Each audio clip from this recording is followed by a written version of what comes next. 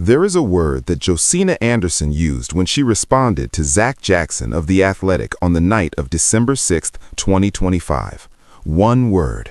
The most legally significant word in the English language when it is used by a journalist to describe what another journalist has said about them publicly. The word was defamatory. Not wrong, not inaccurate, not unfair. Defamatory. The word that carries legal weight. The word that triggers conversations with attorneys.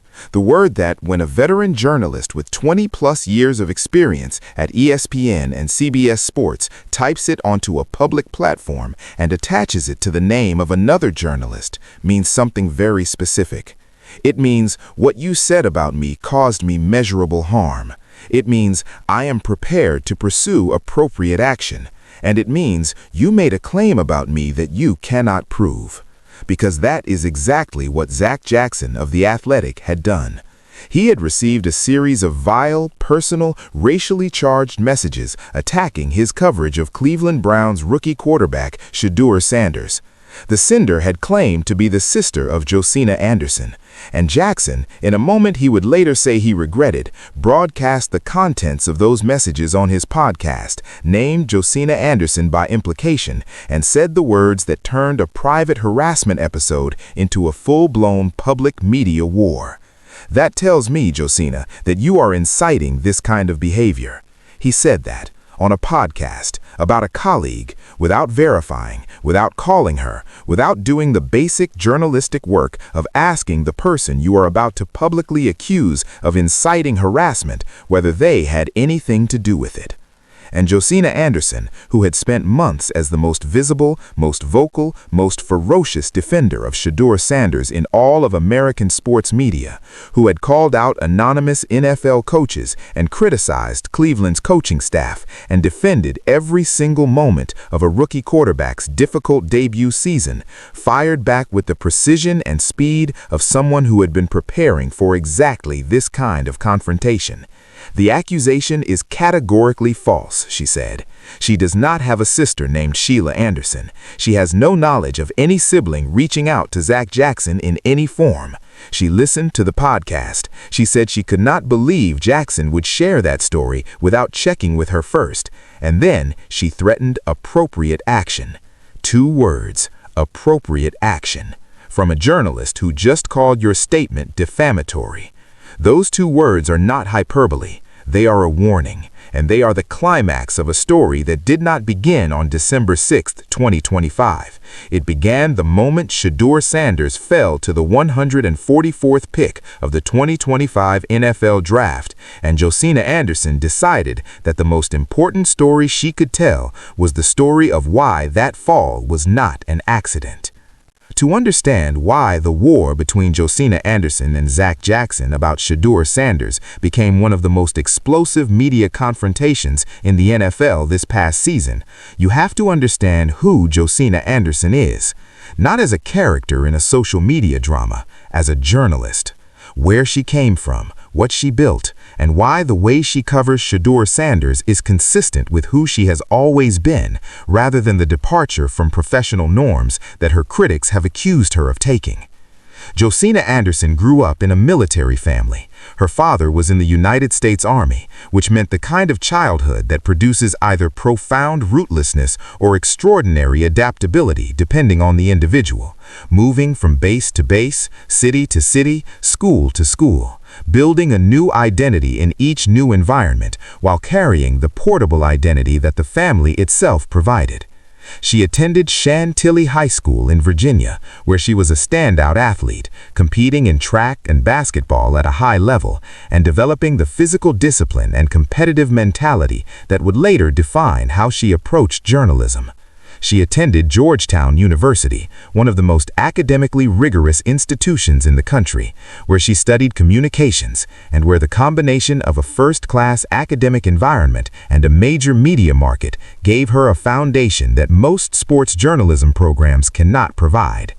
At Georgetown, she graduated with distinction, entering the media industry with credentials that matched the ambition she had carried since she was moving between Army bases and finding a way to belong in every new environment she entered.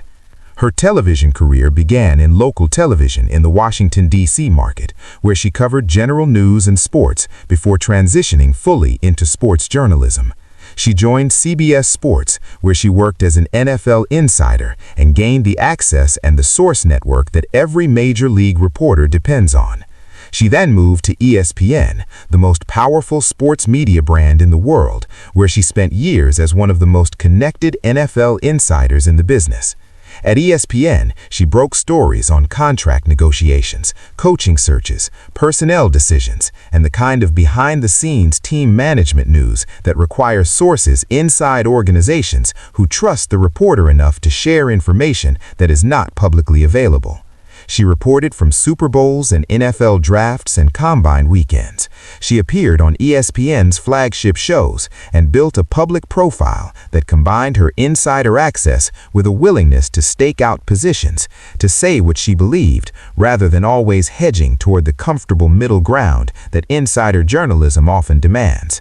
Eventually, she left ESPN and has continued working as an independent NFL reporter and television personality, maintaining the source network she built over 2 decades of work and using it to break stories and offer analysis that traditional media organizations now compete with rather than commission.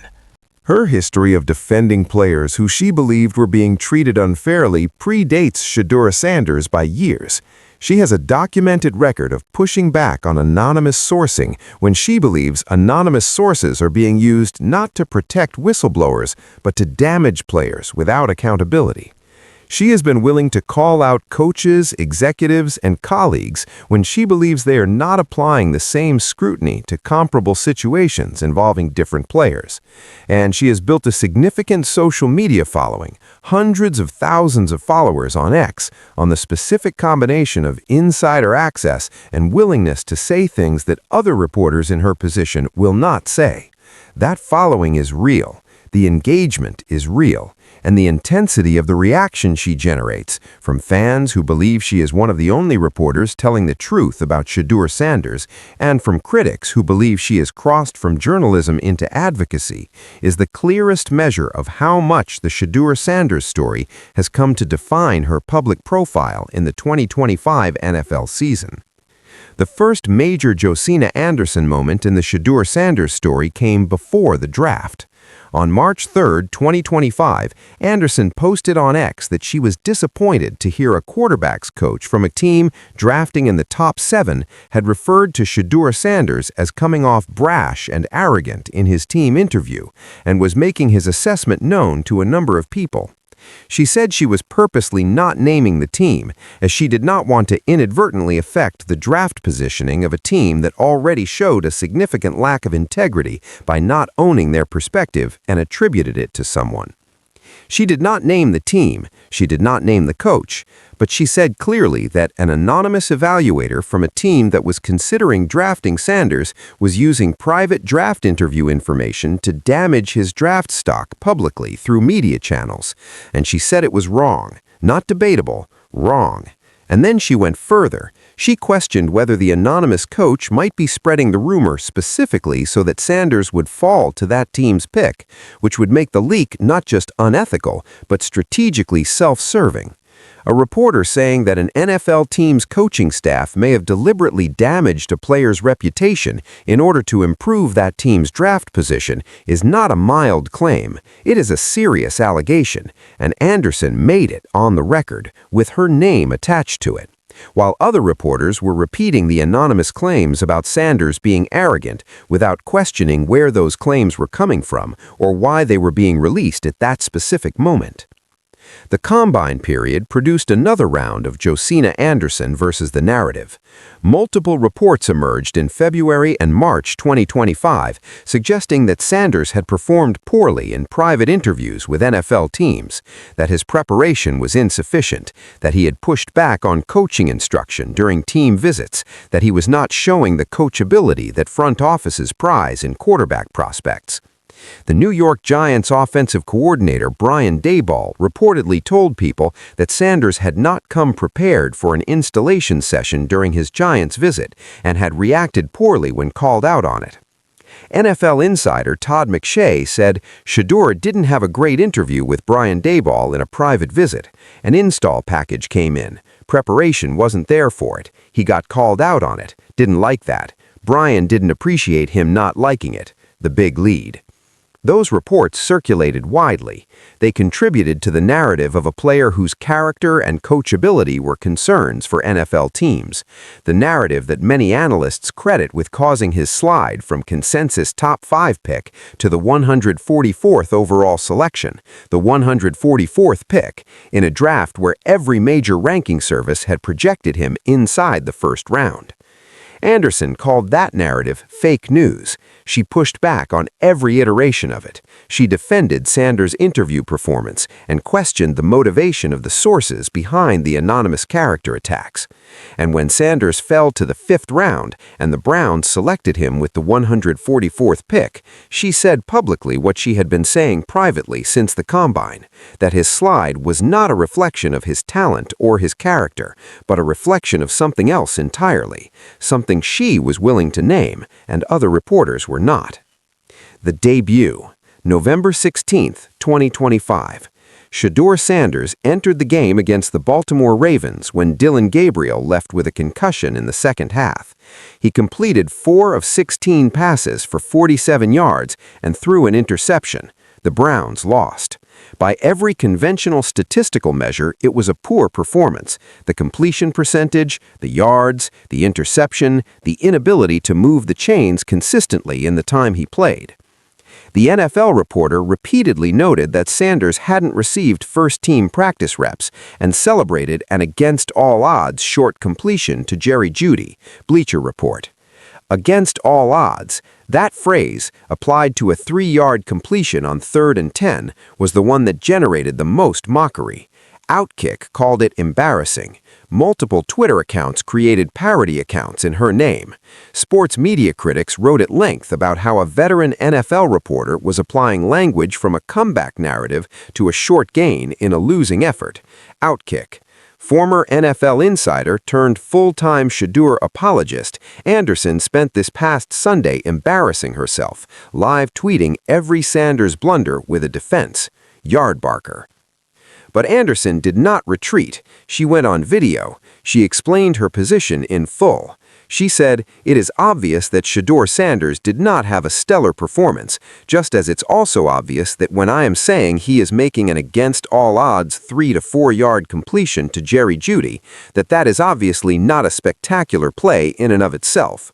The point is, however willfully ignorant people want to be to it, that I'm highlighting the disadvantaged platform that he is throwing from." Newsweek. The disadvantaged platform, that phrase, that specific framing of Sanders' situation as a quarterback who is being asked to perform in circumstances that gave him less chance of success than comparable players in comparable situations, is the core of what Anderson has been arguing since the combine.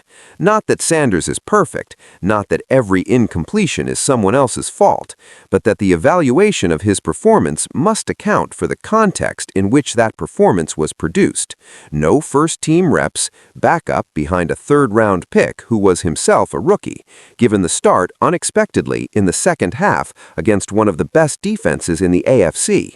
And she said, plainly, on camera, with her name on it, that Kevin Stefanski was not using everything in his power to develop his backup rookie quarterback. Anderson called it negligent for Browns head coach Kevin Stefanski to deny Sanders first-team reps behind another rookie quarterback uncertain to keep the starting job, Bleacher Report. The race dimension of the coverage entered the conversation explicitly when Anderson said on video that she was not defending Sanders because he is black. She was defending him because she had always pointed out situational disparities and inequities in competition. That statement, the specific acknowledgement that the race of the player being discussed is visible to her and that she is consciously distinguishing her criticism from race-based advocacy, is the most revealing thing she said in the entire 2025 season. It tells you that she is aware of how her coverage is being received, that she knows the criticism that she is engaging in advocacy rather than journalism, and that she is choosing to continue doing what she is doing, not because she is ignoring that criticism, but because she believes the story she is telling is true, regardless of the race of the player at the center of it. And then December 6th arrived, and Zach Jackson's podcast, and the emails he had received. The messages were genuinely vile. That is not a matter of perspective or interpretation. One of the messages read, "So Shedeur is to forget about what happened in the summer.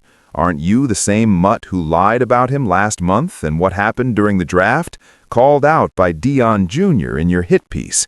You cowardly, pathetic creature.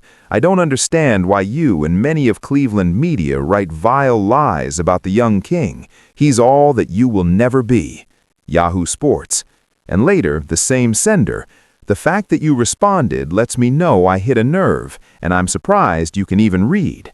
I'll let my sister know you actually had balls to reply, but find it odd you have not responded to Deion Jr. Typical white, cowardly boy afraid to deal with a black man." Sports Illustrated. The last name was Anderson.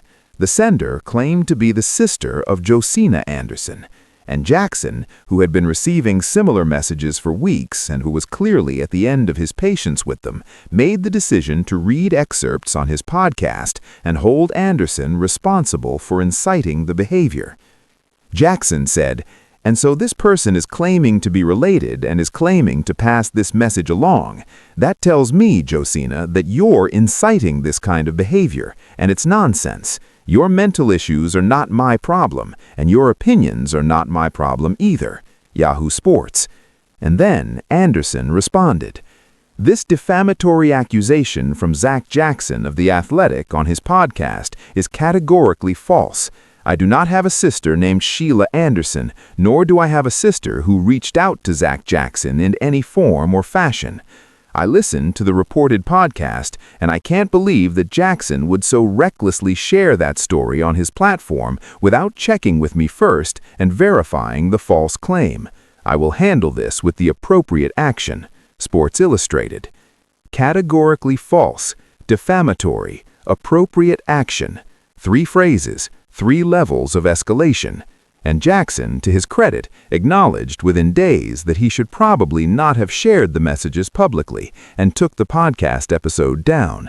The messages remain ridiculous, the messages remain curious in many ways, but I didn't need to share that, he said.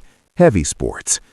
That is the moment, the exchange, the confrontation, the word defamatory on one side and the admission on the other that it should not have happened the way it happened.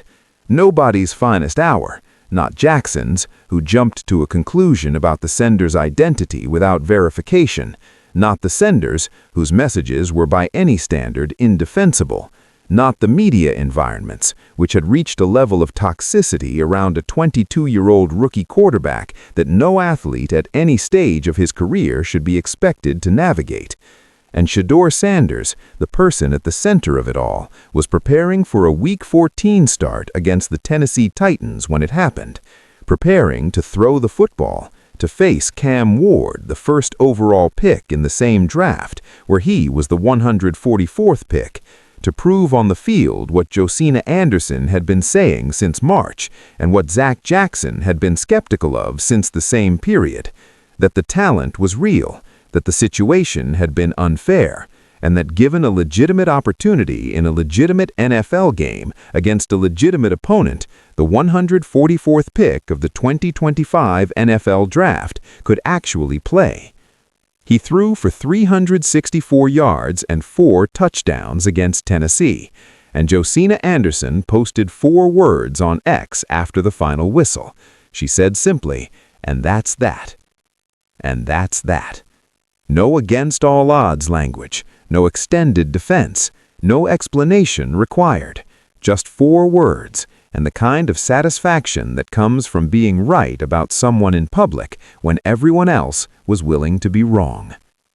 This script is based entirely on verified reporting from Awful Announcing, Heavy.com, Sportskeeda, The Spun, Yahoo Sports, Outkick, The Mirror US, official C-SPAN recordings, official X posts from Josina Anderson archived by Awful Announcing, Zach Jackson's Zach Jackson and Friends podcast, as reported by Awful Announcing, Georgetown University official alumni records, ESPN official correspondent biography of Josina Anderson, and CBS Sports official biography records.